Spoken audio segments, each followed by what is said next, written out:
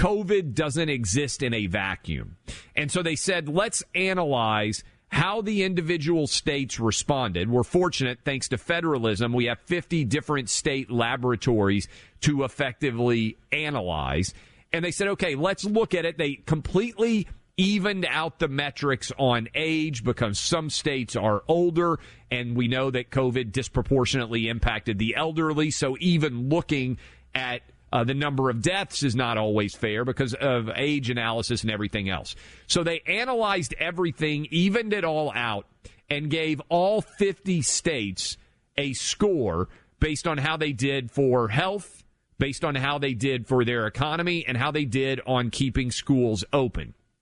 And, Buck, I thought this was intriguing. The best state in the nation by their metric, Utah. Utah did a better job of balancing out all three of those things than any state in the country. The worst state, New Jersey. And overwhelmingly, we'll run through some of this data, the red states handled COVID better than the blue states did. Here were the top 10, Buck. Utah, Nebraska, Vermont, Montana, South Dakota. This one is going to get what tongues wagging.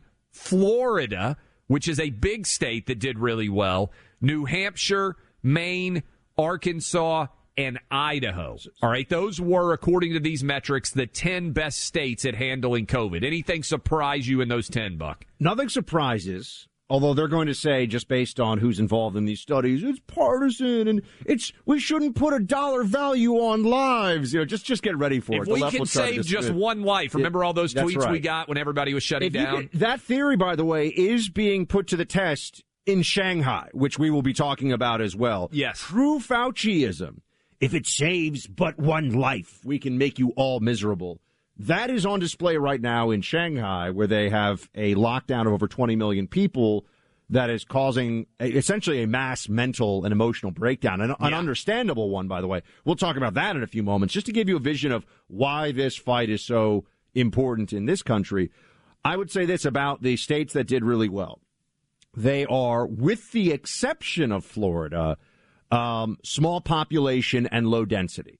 So it's much easier to deal with a respiratory virus in the context of, let's say, Vermont or South Dakota than it is in New York, California, Washington, D.C. To be fair, right? Yeah. But the big outlier here is Florida, which is a big state with a lot of cities and a major population centers. And the fact that it did well when you look at these variables is, of course, a bigger repudiation, because remember, a lot of these other states didn't open as early. And I'm talking about even the ones that did well, didn't open as early as Florida, were not as clear on their policies meant to defend individual rights. Remember, Florida didn't just say you can't have, or rather, Florida didn't just say the state won't mandate vaccines. Florida said that businesses can't mandate vaccination either. Some states were a little wimpy on that one. Even some very, very red states decided that it's a private company. They can do what they want, which I absolutely hate as an answer. People said, yeah, try that sometime. Set up a private company, only hire women.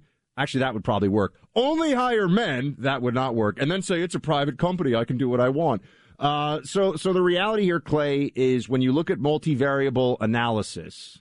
Yep. Fancy way of saying, which is what intelligent people should have done all along. Yes. Then the Florida approach for major population states was the right approach. The data proves it, shows it. It was also the right approach on schools and school masking policy. They opened, it was fine. They didn't have all this death and despair in the school system. And, you know, now we're getting this phase, Clay, where we're now 2 years. I want to go back. I want to even find the first time I ever had you on my radio show. Maybe we could play like a fun throwback clip from it. Because it was about 2 years ago this month. I forget what exactly the date was. Because for 2 years, it has been clear older people, and those with comorbidities are at risk. Everybody else, this is basically a really contagious flu, and you should just deal with it. For 2 years, that's been the case.